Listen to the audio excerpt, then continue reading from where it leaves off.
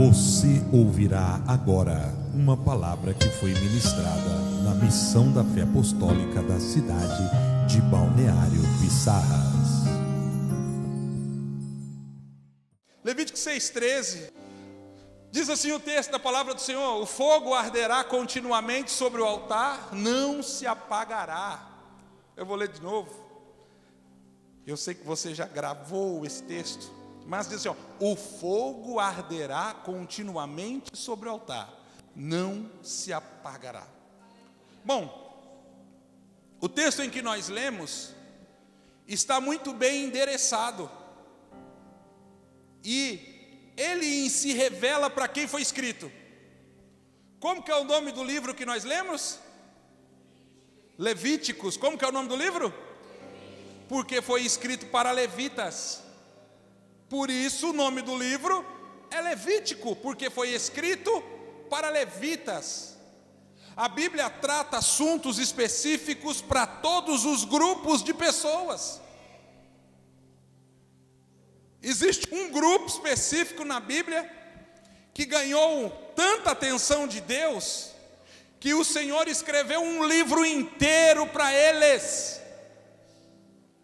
Os levitas, descendentes de Levi, que exerciam o ministério sacerdotal na casa do Senhor. Ou seja, só para você entender quem é levita hoje, todo mundo que é crente.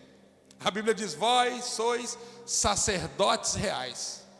Todos os que exerciam o ofício sacerdotal estavam na incumbência de exercer o seu ministério sobre a obediência, fazendo cumprir o que estava escrito no livro de Levíticos.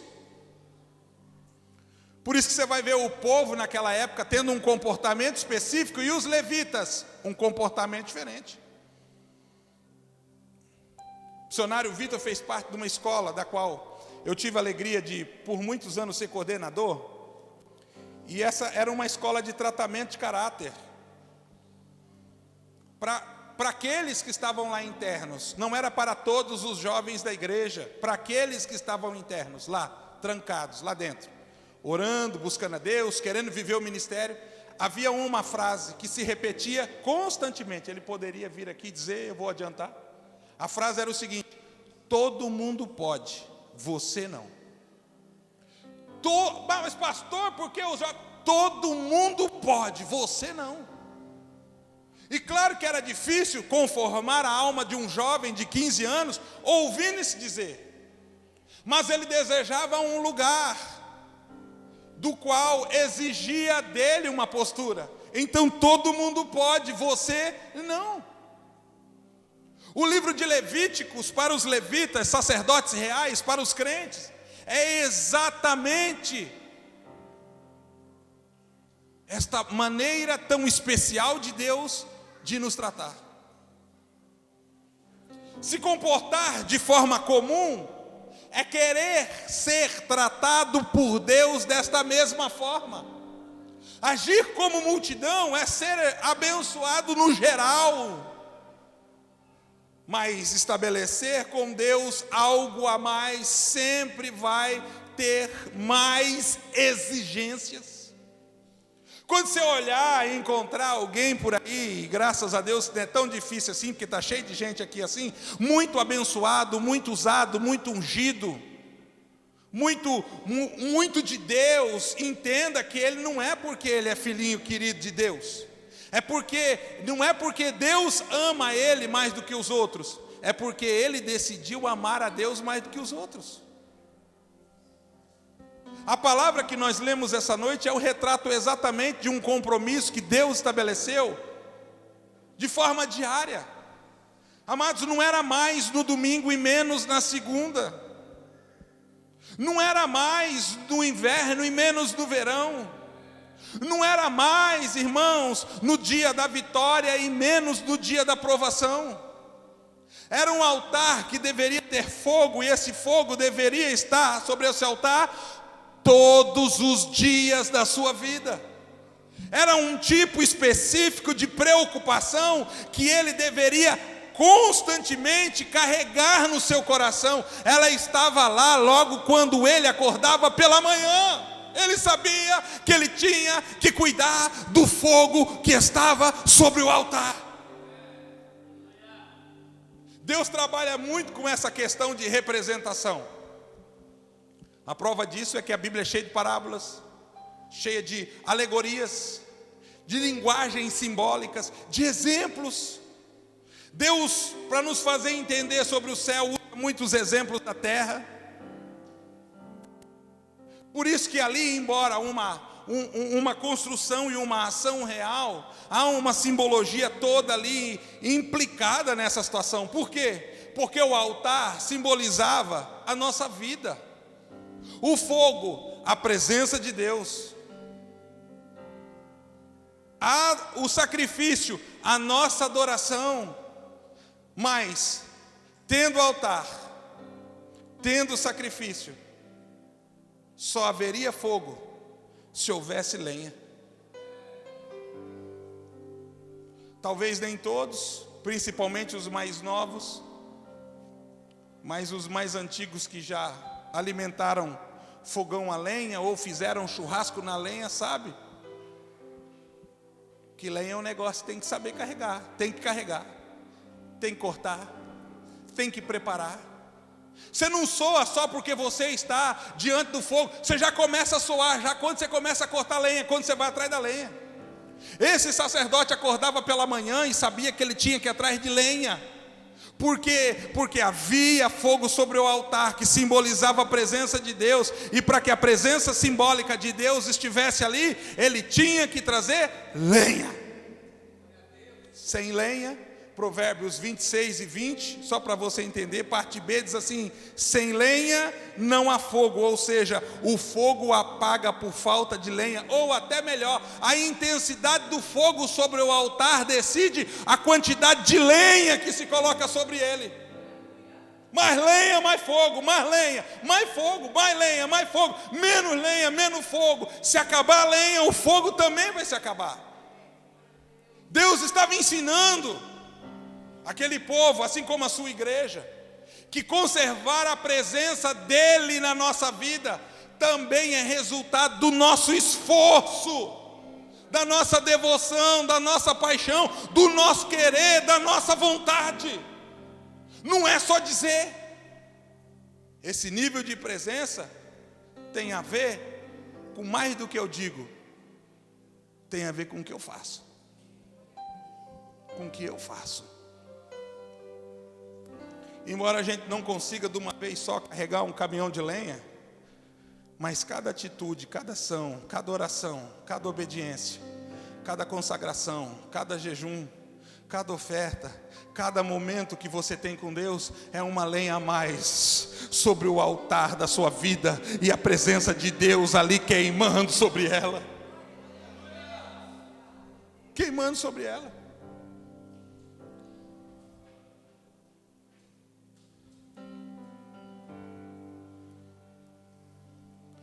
Como é que está o altar da sua vida? E hoje, olhando para ele, o quanto do fogo da presença está aí? O quanto do fogo da presença está aí? Porque se você observar bem, existem muitos fatores que estão trabalhando contra o fogo da presença o tempo todo, tentando apagar aquilo que um dia foi aceso pelo fogo do Espírito, tentando apagar. O quanto de fogo tem? Sim, você queimava, por isso você orava. Não, você não queimava. Você não queimava, você não orava porque você queimava. Você queimava porque você orava. Ah, pastor, eu vou jejuar porque eu estou queimando. Não, eu estou queimando porque eu jejuo. É isso que o Senhor quer que nós entendamos e olhamos para esse altar nosso chamado vida, para que esse fogo da presença não se apague. Ele não se apague. O fogo, ele é importante, é um elemento importante. Abraão inaugurou esse negócio de altar. Para quem não sabe, começou com Abraão. Abraão inventou esse negócio de oferecer a Deus sacrifício sobre o altar. Não se sabe de onde ele tirou a ideia, mas se sabe que ele foi o primeiro a fazer isso. Antes de Abraão você vai ver modelos diferentes. Abraão até aperfeiçoou. Deus gostou tanto do que Abraão fez, que Deus adotou essa ideia sobre o Antigo Testamento. Mas de forma retroativa, quando você olha para a história de Abraão, você vai ver Abraão com dificuldades. Porque Abraão fez um altar ao Senhor, colocou sobre o altar o sacrifício.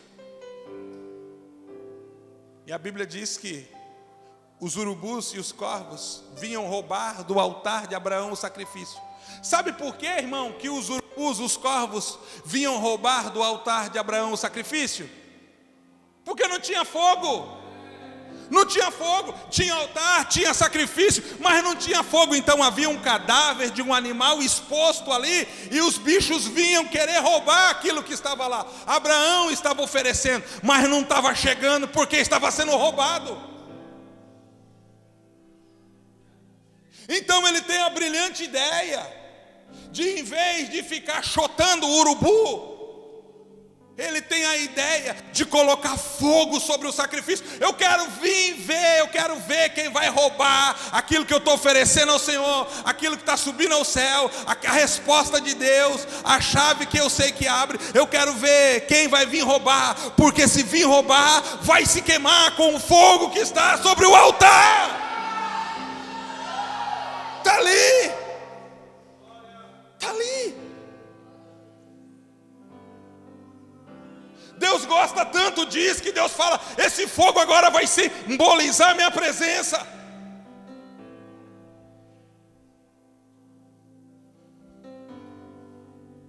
Eu disse que eu sou do Paraná, eu disse que eu sou do interior, né?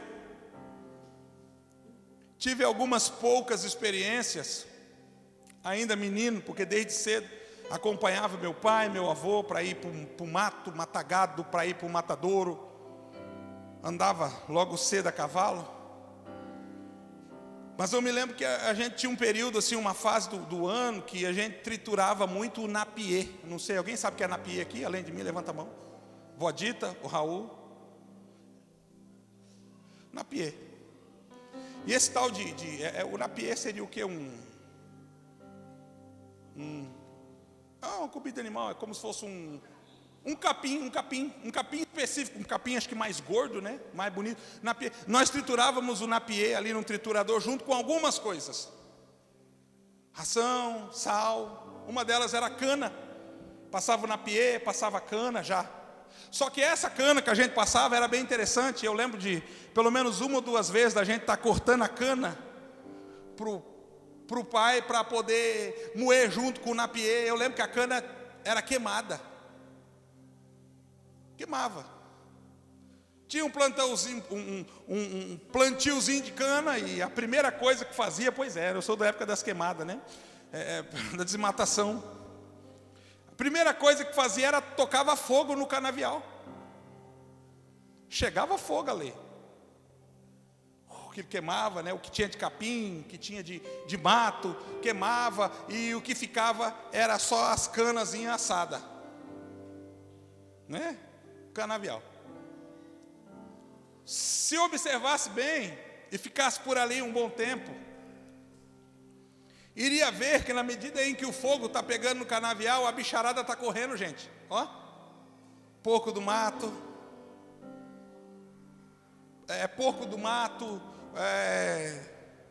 cateto, capivara, tatu, escorria tudo. Os bichos não ficavam. Sabe por que os bichos não ficavam? Irmão, não fica chateado que eu vou falar, porque eu sei que você está orando para Deus mandar aí uns bichos correr que está te atormentando. Os bichos não ficavam porque tinha fogo. Os bichos estavam tudo escondidos ali no meio da plantação. Mas a hora que chegava fogo no meio daquela plantação, a primeira coisa que acontecia é que os bichos saíam tudo correndo. Não ficava bicho lá, irmão, bicho. Mas assim, ó, eu lembro bem disso, que a gente ia lá cortar as canas, ia lá cortar, umas 2 vezes, eu devo ter feito isso toda a minha vida, mas era bem pequenininho. E uma coisa muito comum que se encontrava ali, era cobra morta. A bichona estava lá esticada assim, ó, morta, seca. Sabe por quê, irmão? Porque ao contrário dos outros bichos, ela tentava encarar o fogo. Os bichos corriam, mas ela não. Mas assim, você estava cortando, daqui a pouco você viu uma cobra morta lá. Tem bicho que vai correr, irmão, ao sinal de fogo de Deus na sua vida. Mas tem bicho que vai insistir em ficar, e se ficar, ou corre ou morre queimado, ou corre ou morre queimado, ou corre ou morre queimado. Traz o fogo de Deus para a tua casa, que eu garanto que muita coisa vai mudar. Traz o fogo de Deus para o altar da sua vida. Não é só se tem sacrifício, é se tem fogo essa noite.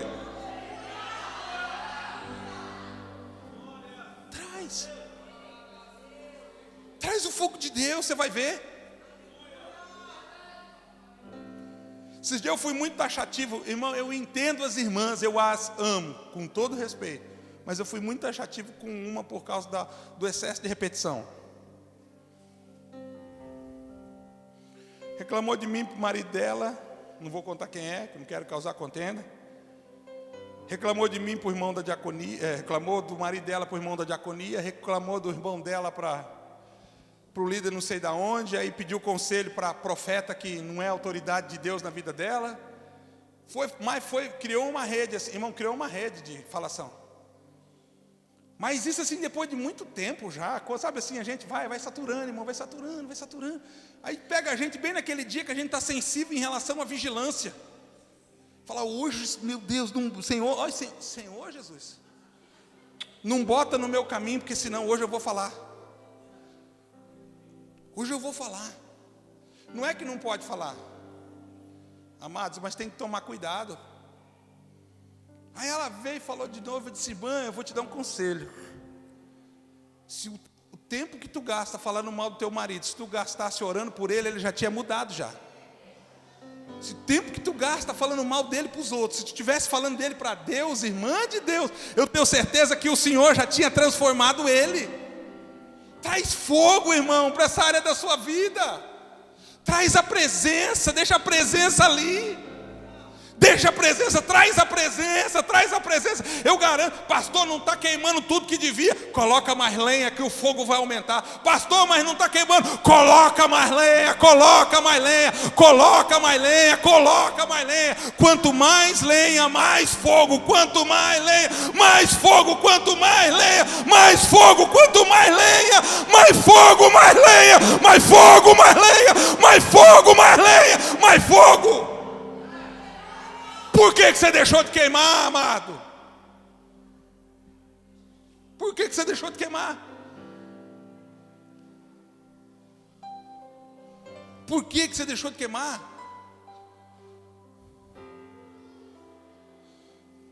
Não seja um adorador circunstancial. Depende das circunstâncias externas para ter uma adoração interna. Se nós dependermos daqui de fora para termos algo aqui dentro, nós estamos ralados.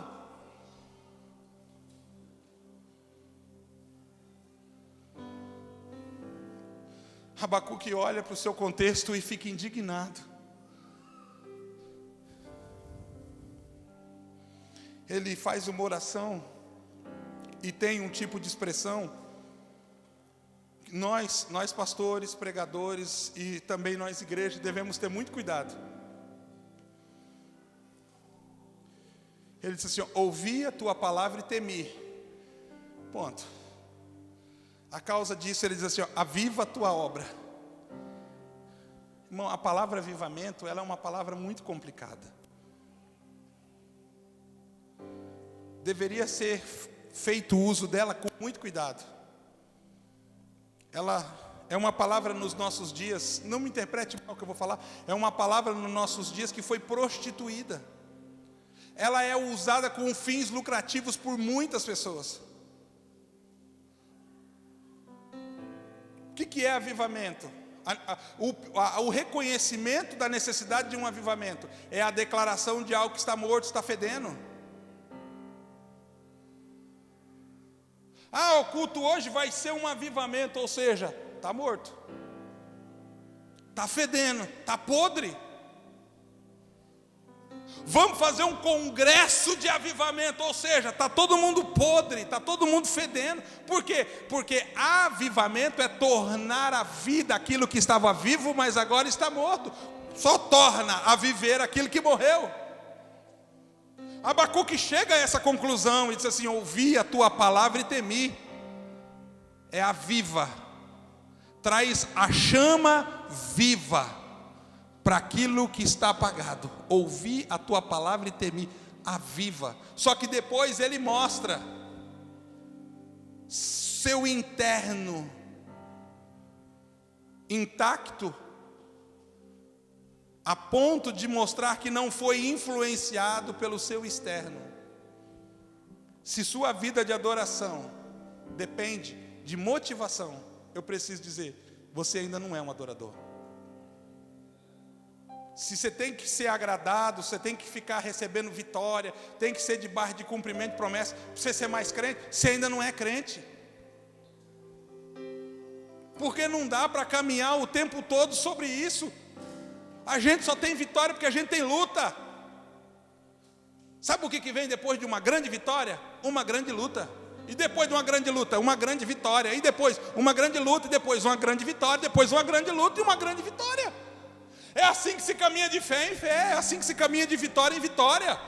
Porque entre um passo e outro tem uma luta, entre um passo e outro tem uma batalha, tem uma afronta, tem uma correção, tem uma adversidade, tem uma dificuldade. Abacuque olha, ora e diz assim, olha que coisa linda: ainda que a figueira não floresça. Primeiro ponto, figueira ali é Israel. Estava esperando um florescer, um derramar de avivamento. Ainda que a figueira não floresça. Depois ele diz, ainda que não haja fruto na vide. Vide é vinha, é uva. Ali simbolizava a alegria. Casamento sem vinho, naqueles dias, era tratado com um certo tipo de superstição. Já meio que dizia que não ia dar certo. É que nem quebrar o espelho. 7 anos de azar. Casamento sem vinho, aqueles dias era um grande problema. Por isso Maria vai até Jesus e diz assim, oh, meu filho, pelo amor de Deus, resolve esse problema aí. Ainda que não haja fruto da vide, ainda que não tenha alegria. Adorar a Deus sem alegria. Aí diz, mesmo que o fruto da videira, da oliveira. O que é o fruto da oliveira? Faz o que com a azeitona, biblicamente? Azeite. O azeite simboliza o que? Unção. Mesmo que o fruto da oliveira minta. Irmão, diante do Senhor com todo temor, eu preciso dizer, tem muita unção falsa por aí. Tem muito fruto da oliveira mentindo e enganando muita gente. Parece unção, mas não é. Mesmo que o fruto da oliveira minta, tem muita mentira com fruto de oliveira aí. E aí ele vai descrevendo, não é esse o contexto hoje, ele vai descrevendo tudo o que não poderia acontecer, mesmo ele orando. Ele diz assim, todavia eu me alegrarei. Gente, mas assim, se não aconteceu nada, ele está dizendo assim, não aconteceu nada, o milagre que eu preciso não aconteceu, a resposta que eu preciso não aconteceu, a vitória que eu busquei não aconteceu, o que eu esperava não aconteceu. Assim, todavia, mesmo que nada disso aconteça, eu me alegrarei no Senhor. Isso não vai roubar a minha alegria de estar na presença de Deus, isso não vai roubar a minha adoração, eu não dependo disso para adorar Ele. Todavia eu me alegrarei no Senhor. Aí ele, vírgula, ele diz assim, me alegrarei no Senhor, exultarei. Aí ele fala o que ele tem, e o que ele tem ele diz que é suficiente. Exultarei no Deus da minha salvação. Exultarei no Deus da minha salvação. Ele está dizendo, a minha salvação é maior do que qualquer coisa dessa vida. A minha salvação é maior do que qualquer bênção, a minha salvação é maior do que qualquer resposta, é maior do que qualquer milagre. Tudo o que eu preciso para adorar Ele, eu já recebi, eu já tenho, eu sou salvo, Ele me salvou. Exultarei no Deus da minha salvação. Ai, mas o que me chama a atenção quando eu olho para esse texto de Abacuque é alguns fatos que você precisa pesquisar a fundo para você entender o que é exultar. O que é exultar? Exultarei. Exultar ali, de acordo com Abacuque naqueles dias, estava dizendo assim, ó, saltarei de alegria. Gente de Deus, saltarei de alegria. Saltarei de alegria.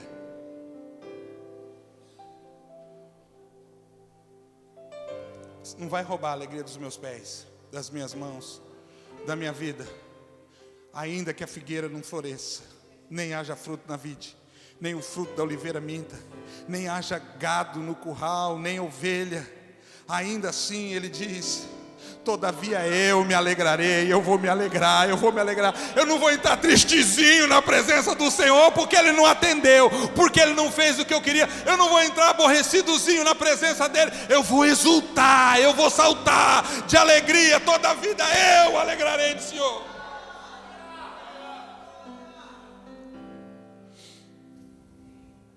Esse negócio de fogo sobre o altar, irmão, é coisa para crente. Talvez hoje seja um tipo de linguagem muito pouco evangeliquei e mais penteca, mais pentecostal. Mas você consegue imaginar uma vida vazia da presença? Porque é o que nos move, é o que nos motiva, é o que nos impulsiona. Não é aquilo que eu vejo aqui por fora, é aquilo que eu sinto aqui, ó, por dentro. Ninguém está vendo, mas está queimando. Ah, está queimando, está queimando, está queimando, está queimando, está queimando. Só que muitas vezes nós só conseguimos resolver depois de consertar.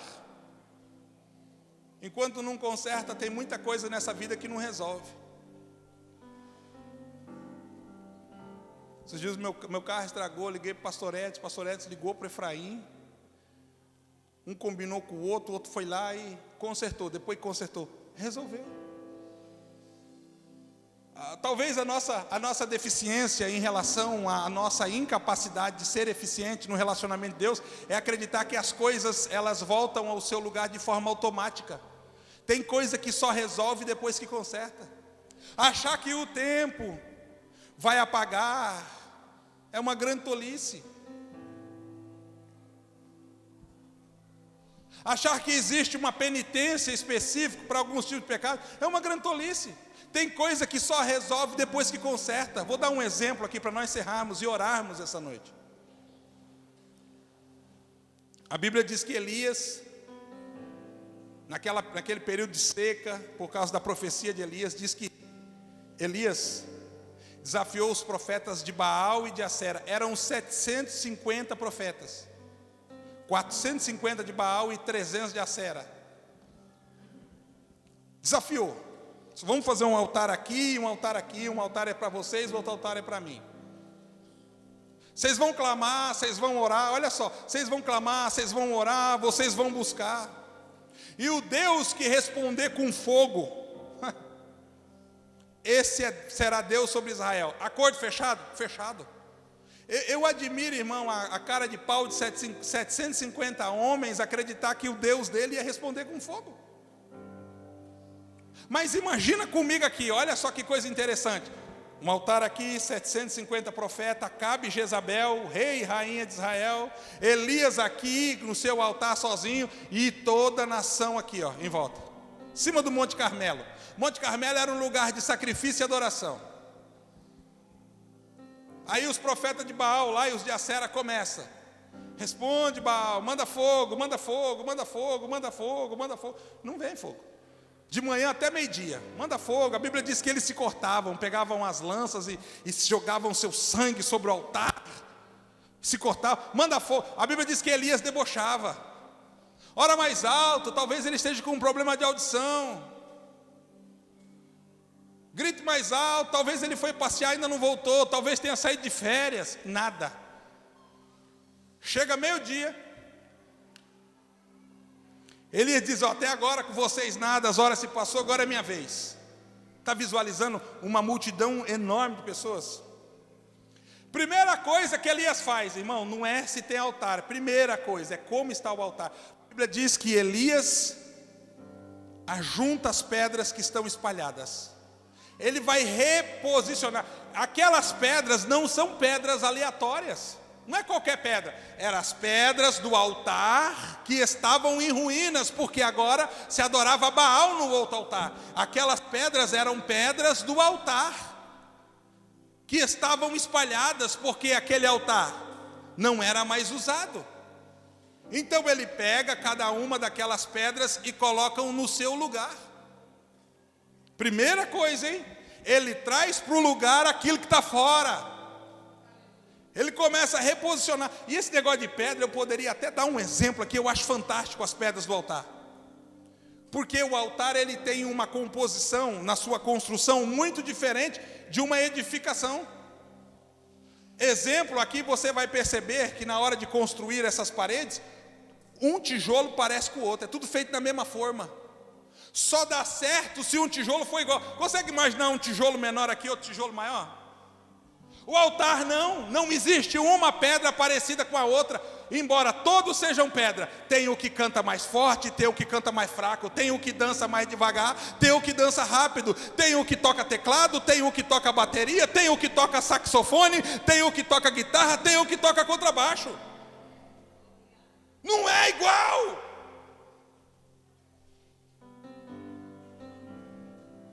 Tem um que é menos pedra, tem um que é mais pedra. Tem um que é maior, tem um que é menor. Pedras que completam o mesmo altar, são pedras umas diferentes das outras. Isso é a multiforme graça fazendo nós sermos corpo de Cristo. Não é, ninguém é igual. Eu tenho irmã aqui na igreja que logo vai estar participando do Ministério Louvor, que tem a voz mais grossa, mais grave que a voz do Raul. O Raul fala assim. A irmã fala assim. Fazia tempo que eu não pegava no teu pé, né? Fazia tempo que eu não pegava no teu pé. Não é igual. Ele reposiciona as pedras, coloca sobre o altar o sacrifício, a lenha, coloca sobre a lenha o sacrifício. Aí agora vem a grande questão. A Bíblia diz que ele pega água, muita água, faz uma valetazinha, né? Vou usar a expressão valeta, é mais bonita. Faz uma valetazinha assim em volta do altar, para não desperdiçar a água, e começa a jogar água sobre o altar. Olha aí, pega essa. A questão ali tinha a ver com o fogo, mas Elias começa jogando água. Ele joga água por duas questões.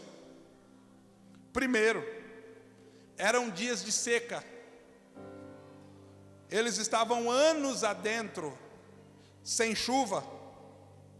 Então, a água tinha um valor muito estimado. Era objeto de desejo. Era como se fosse uma Coca-Cola bem gelada no meio do deserto.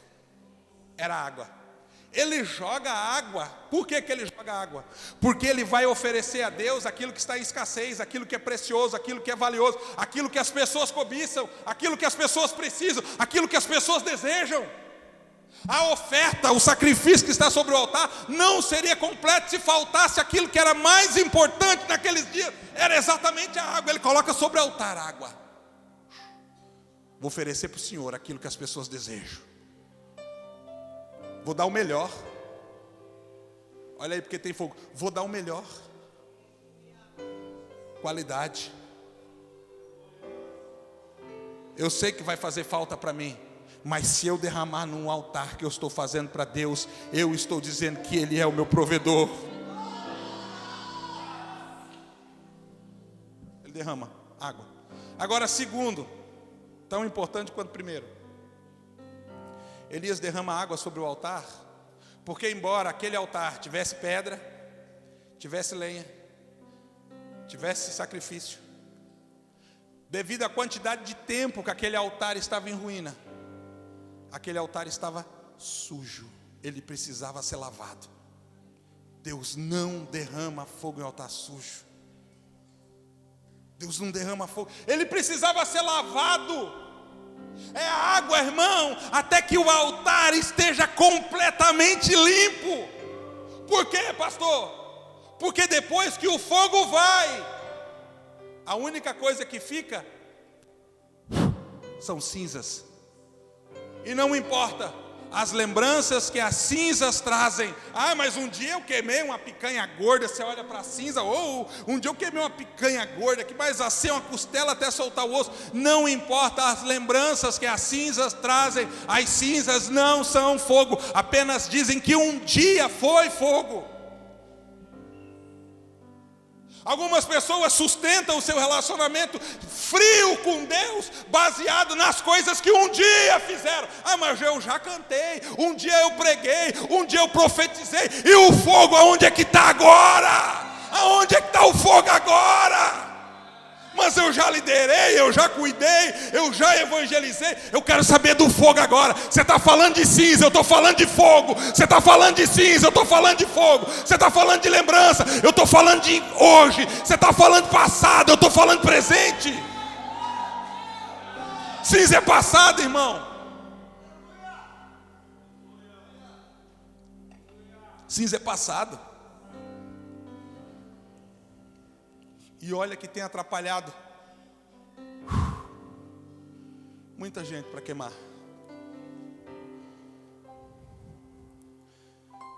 Uma das poucas coisas que talvez eu tenha mais habilidade, hoje vou fazer uma propaganda minha aqui, mas é churrasco. Irmão, eu faço um churrasco bom. Nunca falei isso. Verdade, agora eu vou reconhecer, eu faço um bom churrasco. E tenho razões para isso. Exemplo, meu pai foi campeão paranaense do melhor churrasqueiro do estado. Já pensou que coisa louca? Eu nasci e fui criado em açougue. Meu bisavô, meu avô, meu pai, tudo açougueiro, irmão. Então a gente fazia linguiça. Sou do tempo que a gente mesmo fazia as próprias salsichas. Desossava, ia no mato matar o tal do gado, que hoje é boi, mas a gente falava matar gado. Pegava ele no pasto a laço, na chincha, amarrava aqui, ó, o laço aqui do lado da sela aqui, um negócio que tem agora, não lembro o nome. E eu vi muitas vezes, laçava. Eu fui criado derrubando boi com 7 anos, eu e meu tio. A gente derrubava, um pegava no rabo, outro no chifre, para vacinar. Vi fazer cesárea de vaca. Participei daquele processo de castração para o boi engordar. Então tudo isso me deu um pouco de conhecimento em relação a churrasco. Por exemplo, se eu for no mercado comprar um coxão mole, eu sei se a carne é de vaca ou a carne é de boi, porque tem diferença na minha visão.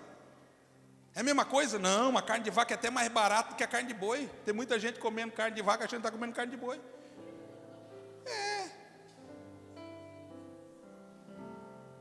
O preço da carne está associado à região que o boi é criado. Por que boi do Mato Grosso do Sul é mais caro? Porque tem bom pasto, porque tem água e porque eles são criados na planície. Carne de Santa Catarina, a carne é mais dura, muito morro. O boi tem que subir, irmão, para dormir. Tem que fazer força para descer, para beber água. A carne fica rígida, fica dura. Fica musculoso assim que nem o Wesley. Mas não tem nada a ver boi e ele. É só músculo, eu estou falando. O bicho é musculoso. Não, tá bonito, filho. Tá bonito. A Brenda deve encher a mão, né? Ainda ele bota aquelas blusinhas apertadinhas assim, né? O Rafa não, o Rafa é mais inchado mesmo.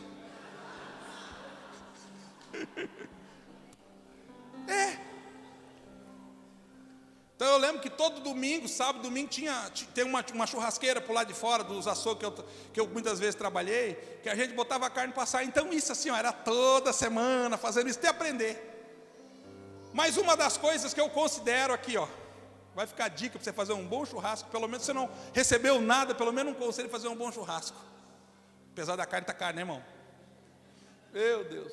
Uma das poucas coisas que eu digo assim, ó, primeiro de todos os segredos, se você quebrar esse segredo do seu churrasco, nunca vai ter vai ser um churrasco macio e nunca vai ter qualidade. Primeira coisa, que quem não faz churrasco desconsidera.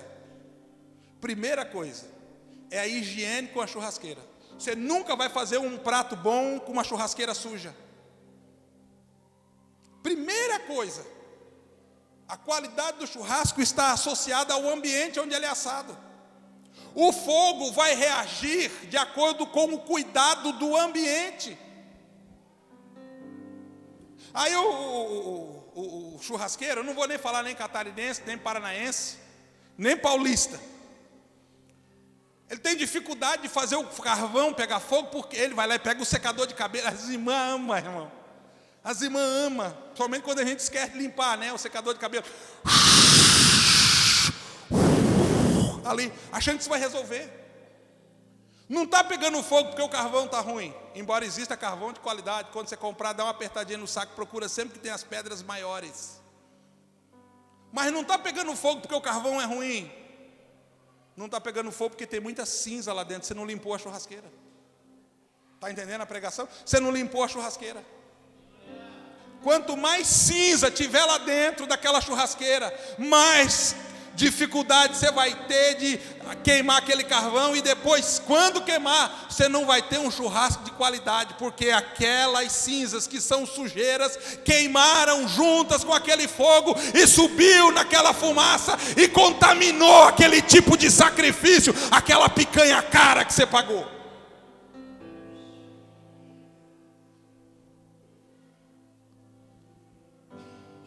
Tem coisa que nunca vai ser cheio enquanto não se esvaziar de forma completa.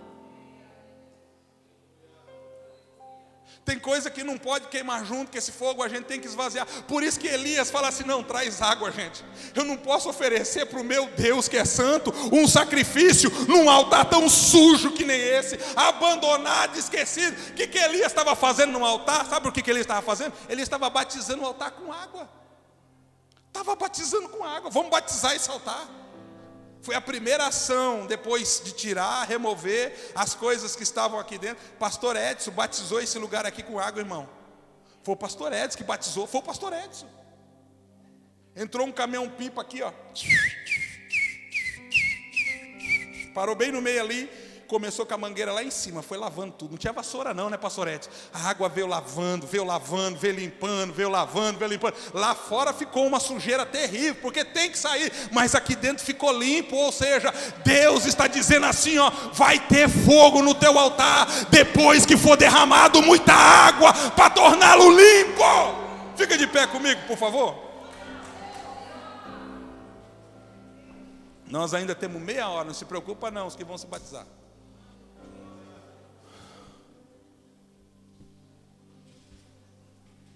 Quanto tempo que já não tem já não tem um foguinho sobre esse altar aí da tua vida? Ei, ministro de louvor, ei, pregador, ei, ministério de dança, servo do Senhor, profeta, quanto tempo, evangelista. Você era apaixonado, meu amado, você não ficava com esse negocinho de desculpa não. Você queria queimar mesmo, você sabia? Você colocava lenha só para ver o tamanho do fogo. Quanto tempo, se você não cuidar, o fogo que está aí aos poucos vai apagar, se já não apagou. Deus essa noite quer devolver. Deus essa noite quer devolver. Deus essa noite quer devolver. Deus, irmãos, o Senhor está ministrando no meu coração aqui sobre batismo com o Espírito Santo. Atos 2, e de repente veio do céu como um som de um vento veemente e impetuoso, e encheu toda a casa onde eles estavam, e foram vistas repartidas sobre eles línguas como que de fogo, e eles começaram a falar em outras línguas conforme o Espírito lhes concedia que falassem, e todos foram cheios do Espírito Santo. Deus quer te dar línguas de fogo. Por isso eu quero orar por pessoas essa noite destemidas, Não, essa não é a oração para os fracos, nem a do consolo. Essa é a oração que chama aquele altar que quer mais fogo sobre ele. Pastor, eu quero mais fogo. Quero mais. Vem, pastor, eu estou sem. Vem, pastor, eu quero de novo. Vem, eu quero orar por você essa noite. Eu quero orar por você essa noite. Seja ousado, seja corajoso. Vem, vem, vem. Fique em pé aqui na frente. Vem, fique em pé aqui na frente. Alguém ora por essa mocinha aqui, que Deus vai honrar a atitude dela essa noite. O que aconteceu com o fogo na tua vida, profeta? O Senhor essa noite está te chamando. Volta a ser um profeta. Você não tinha medo porque você tinha fogo. Que amarrala mandou como a candorebeca amarrai. Tie menúcia na gandarebecai.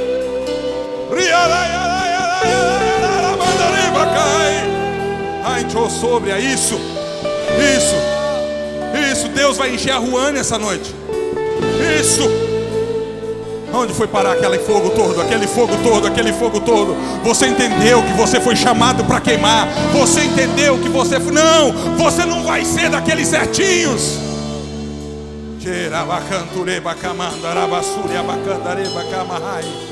E anda lá basubri chalandrosi anecandorebe que andoroba camaue manai. Ebadara basura bacamandara bacanturebe candoroba camarai. Ministro, por favor. Eu me apaixonar, queimou todos os outros amores.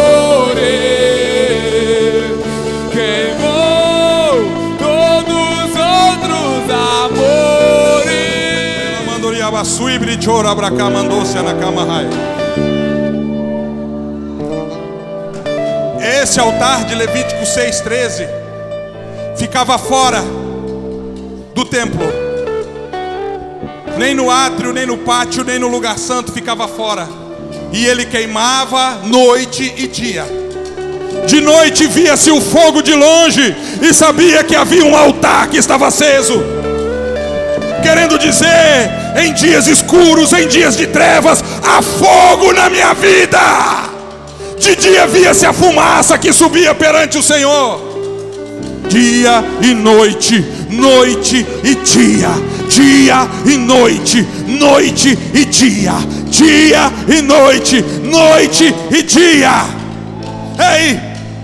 Deus está devolvendo ao altar o fogo, mas cabe a você sair daqui ajuntando lenha. Você vai sair daqui ajuntando lenha para que o fogo que você recebeu no domingo permaneça aceso na segunda, para que o fogo que você recebeu no domingo permaneça aceso na terça, aceso na quarta, aceso na quinta, aceso na sexta, aceso no sábado, aceso em dezembro, aceso em janeiro, aceso no verão, aceso no inverno, em todo o tempo. O fogo arderá continuamente sobre o altar.